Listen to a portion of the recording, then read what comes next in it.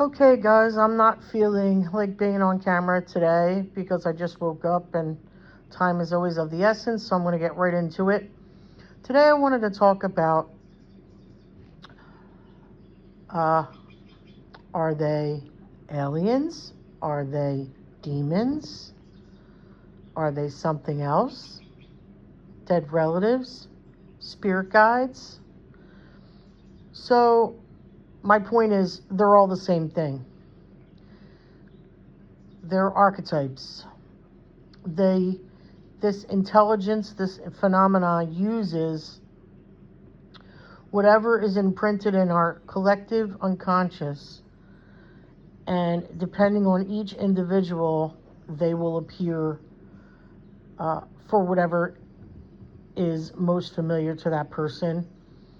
Dead end. um, you know, if I wasn't privy to this information, I have no doubt that they would try to manipulate me with particular people.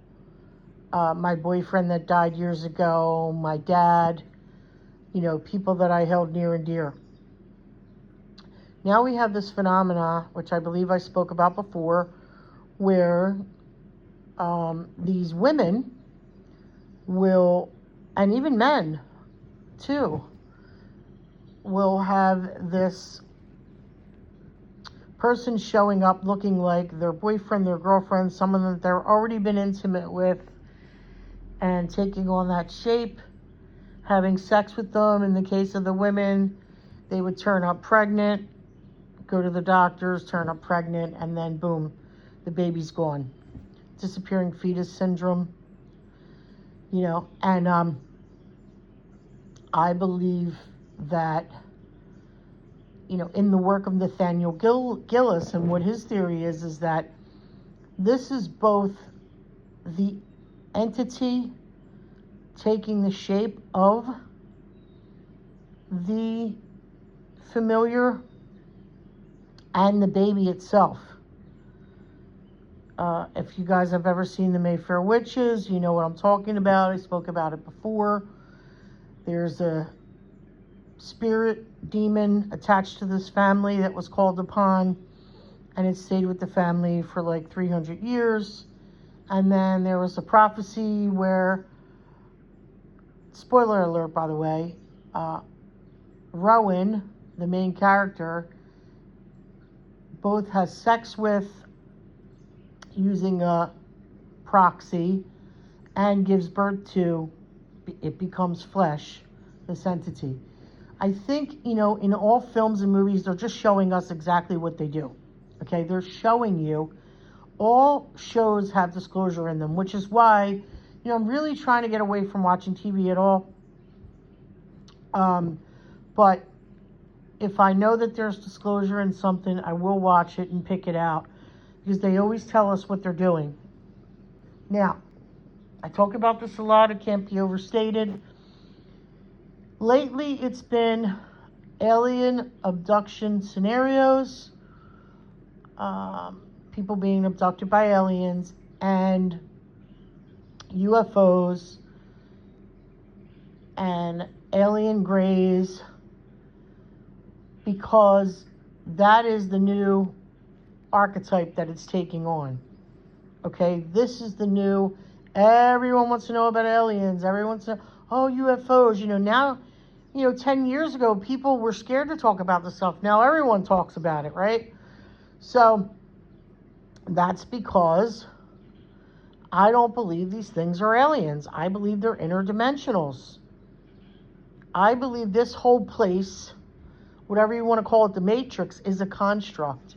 And they will use whatever new thing, years ago it was demons and possession, and they're kind of phasing out of that. Now they're going into alien abductions. And, tell me why, as in the case with Dr. Carla Turner, which Nathaniel Gillis actually turned me on to her information, where this woman is laying down, believing she's on a ship with aliens experimenting on her, doing horrific things to her, and her family can see her, and they see orbs and black lights, black shadow figures and orbs, lights all around her, but she never moved. Okay, she never went anywhere. But in her mind, she was taken up on a ship and experimented on. And when she started doing this research with Ted Rice, I believe I talked about Ted Rice in my last video. He was a guy who, he's 85 years old now, I believe. He was raised hardcore Christian. He was the youngest, I believe, of 4 or 5 kids. He was born with a veil over his face. His mother was told that he's going to be a psychic, a seer. And this is what the midwife told the mother. He's living with his grandmother. He's 10 years old. An entity comes into the room, a so-called alien, and the grandmother, who does not believe in aliens and rebukes it in the name of Jesus, they have a memory of it going away eventually. Well, down the road, Ted becomes a powerful psychic, and he uses his guides, air quotes, to tell people's futures, and he gets really good at it. And I cannot remember exactly what event, but I do believe it was this one. He was regressed. He got with Dr. Carla Turner. He was regressed by this Barbara, and I can't think of her last name. Anyway, they uncovered the real memory of what happened, which was the alien did not go away. They were taken. Him and his grandmother were taken. Okay, and he was on a slab. She was on a slab. They were given aphrodisiacs, which, as a 10-year-old boy, had no effect at all on him. But the grandmother became very excited. These aliens were trying to copulate with her. She said, absolutely not. I've only been with one man. That's my husband, and he's dead. And the alien turned into her dead husband. There you go. Then, I cannot remember what exact event. I believe it was her trying to rebuke them in the name of Jesus, which didn't work, by the way, obviously. They told her, you're going to die tomorrow. We're going to kill you for doing this. So I think she maybe would have been an influence on Ted not to go down this path that he did in adulthood. And so this is why they targeted her. But anyway, he only has the memory of the entity coming in the room. Grandmother rebukes it. It leaves. He has no idea that all this other stuff happened. In fact, I think at one point, this so-called alien took his head off and showed it to him because he was floating above his body and looking down at it. Of course, that wasn't true. The alien was just showing him what he wanted to show him. There were other horrific things done down the line when he started to get his memories back, where they actually were, this one's tough, hanging humans on the same devices they hang animals on in slaughterhouses. And I know that you guys may or may not have heard him talk about this, and also other people talk about it, and unaliving them and packaging them and shipping them out for food. In Ted's case, they did this to him, unalived him, took his consciousness, his essence, put it in a device, and then put it into a clone body that looked exactly like his 10-year-old self, or however old he was at the time, because I think this was at a later date. Now, if I'm wrong, please forgive me. You guys might know the story better than I do. I'm just remembering this from listening to him speak. So I do apologize if I'm getting the story wrong at all. But anyway, my point is, the next day, Ted has no memory now of all this other stuff that had happened after the grandmother rebuked this thing. But the father and mother call them and say, we're going out to breakfast. So they go and pick the grandmother and him up. They're in the car on the way to breakfast, and the grandmother dies of a massive stroke. So the entity kept its promise about unaliving her. But at the time, Ted had no memory of that at that point. And he goes on to become, this psychic and using his guides throughout his whole life until he started to uncover these memories. And the reason I say this is, I'm going to tell you something. I talk about my oldest son a lot. He's brilliant, and not because he's my son, but when he first started to tell me about the Ezra-elites and the, whatever you want to call them, the powers that may be, that was back in the 90s. And later down the road, I went down the New Age path, and he was not happy. Now, again, I've told you before, my son is a Christian. I don't do the religion thing. And this is the one thing that will forever bother me about, how could you know all this stuff? Tell me I was wrong 100 times and be right every single time. He warned me about this stuff. About aliens coming to fly down and save us and take us over the Rainbow Bridge.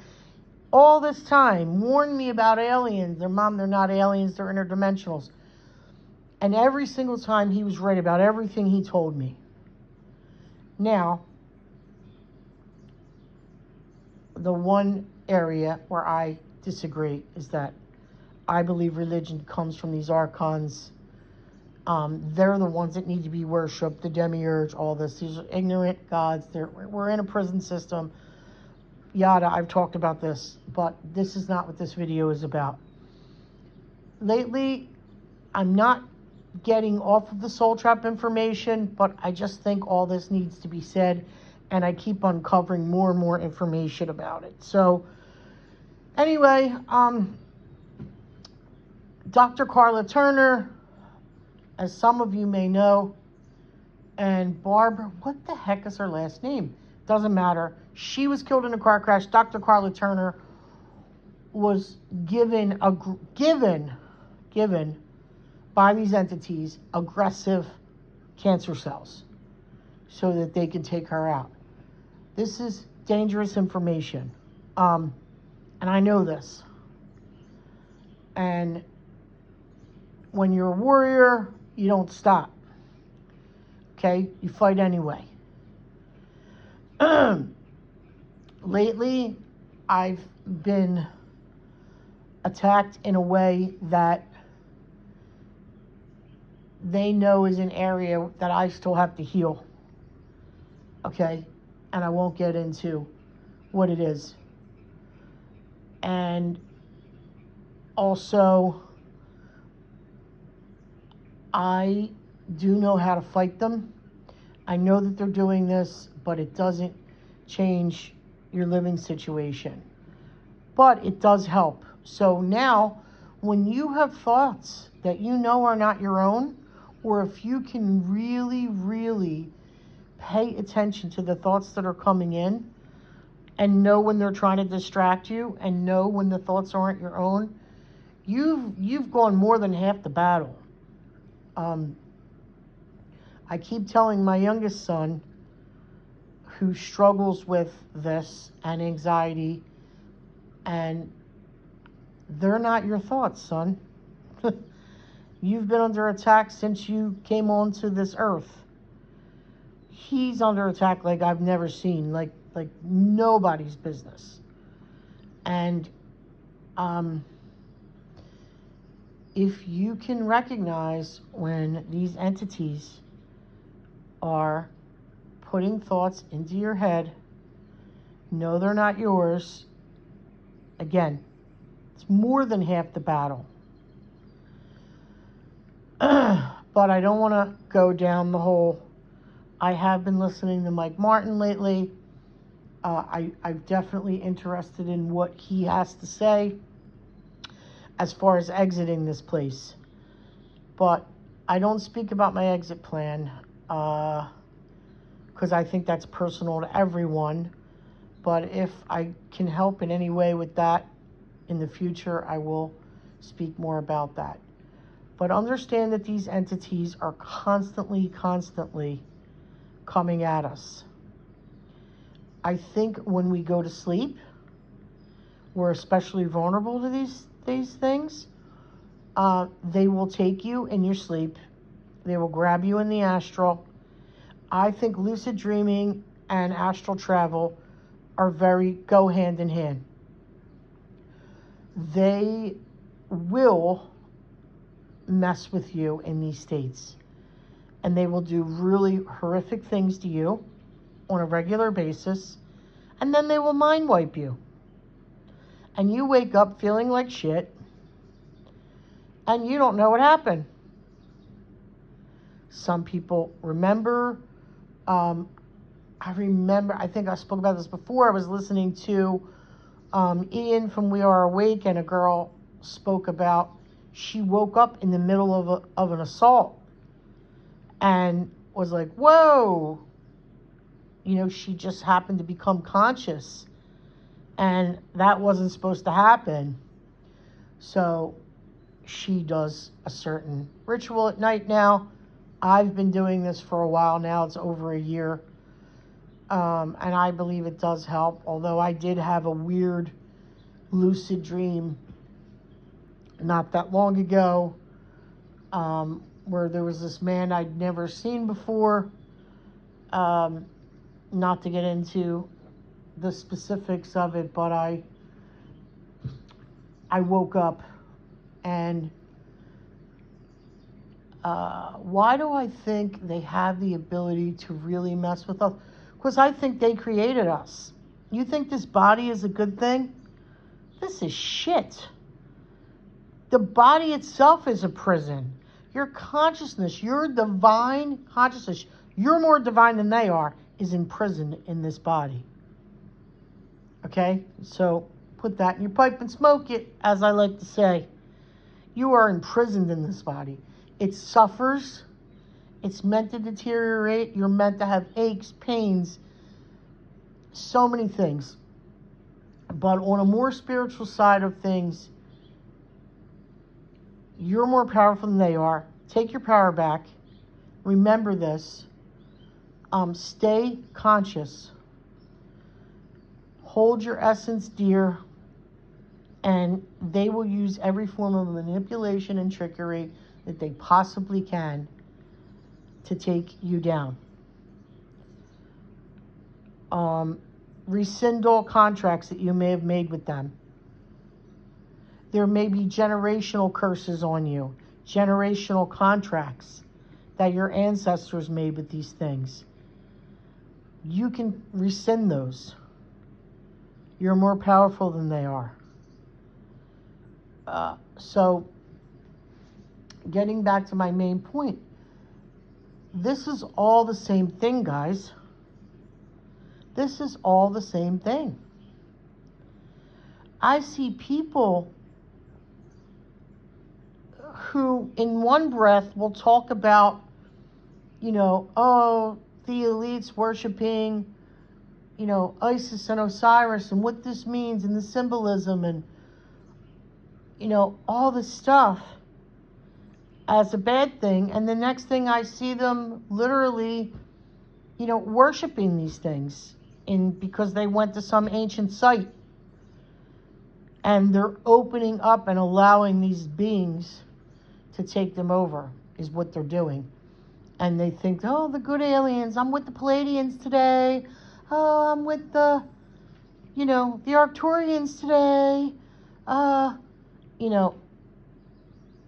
And first of all, I don't think Pleiadians are good. And I don't think they're from another planet. The whole matrix, all of the planets, it's all one system. So they're not aliens in that sense. I'm not saying that they can't come from another planet, but the planet is part of this system. The planets are the archons. The archons come from the matrix, from this place. Keep talking to your guides. You're talking to demons.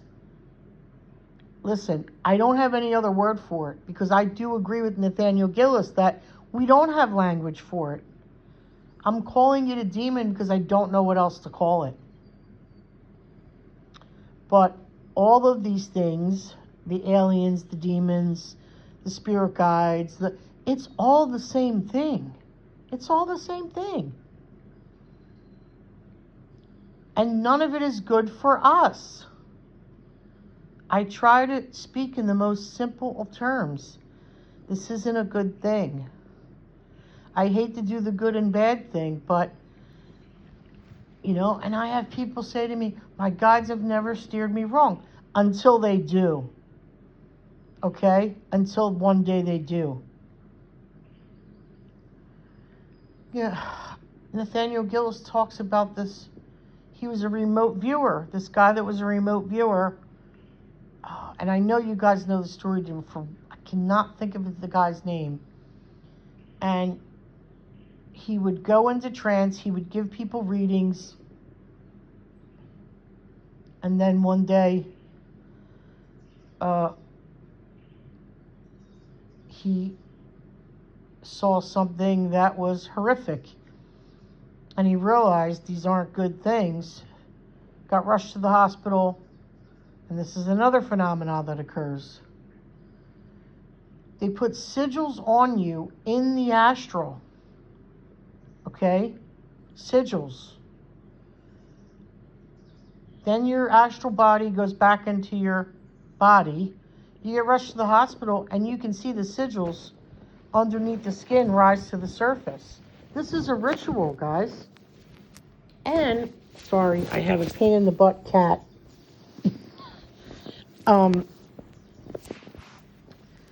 These phenomena, these alien abductees will come back from being abducted with sigils under their skin. Does that make sense? So, you know, what is a sigil? Go there first, right? Each sigil belongs to a particular entity, right? I'll give you an example. Someone said to look up the sigil that's associated with the state or city that you live in. Well, mine's was Inanna, right? And she goes by other names. Now, why would my city, the city of Philadelphia, have this sigil on every single document, official document? Why is that their patron? Because that's the black magic that particular entity for that city is known, because these are people who practice black magic. The people that run these cities and states and world. So look up whatever sigil is associated with the town that you live in, and you will see what I'm talking about. And I guarantee you it's some ancient god or goddess. So, why would there be sigils under the skins of alien abductees? Because it's all the same thing. And I spoke about the Invisible College in my last video with Tracy Twyman, right? This Rosicrucian Invisible College. It's, you know, again, seen in Harry Potter. You have to go in a train station through a portal to get to this invisible school where these initiates go to, and either they return to the land of the living or they do not, right? So Nathaniel Gillis came up with a theory that there's a possibility that there's these people that were once human practitioners in these unseen realms, carving these sigils into people and impregnating, because, yeah, they actually leave semen behind, impregnating these females, okay, or taking the seed of human males as well, and they're going into the fetus. So their spirit, they impregnate the female, and then their essence, or whatever it is, I don't know that they have an essence like we do, goes into the fetus, and then the fetus disappears, and then there you go, the person is born of flesh. Now, listen, they're not human, right? Not in the sense that we are, right? They're not essence beings. That's what I like to call us, essence beings. The people that are probably watching this video right now. I'm sure I have some haters on here that are maybe one of them as well. But you know what I'm talking about, guys. Come on. And I believe if you take David Jacobs' work, that they're making hybrids, and you take the alien out of it, it's all the same thing. It's all the same thing. Right? They're not aliens, they're not demons, they're not this, they're not that, they're not spirit guides, they're not your dead relatives. It's all the same thing, taking different form. Okay? And once you realize that, it gives you a little more power to fight, because you're not so gullible and you're not so easily manipulated, and hopefully not so easily manipulated when you're on your way out of here, right in the Bardos. The most important thing, I think, out of everything. All right, I've rambled on. I have a huge day today, and I got to get moving here. I've been trying to do this video all weekend. I always have some kind of technical difficulty. And that's it. Have a great day. Bye.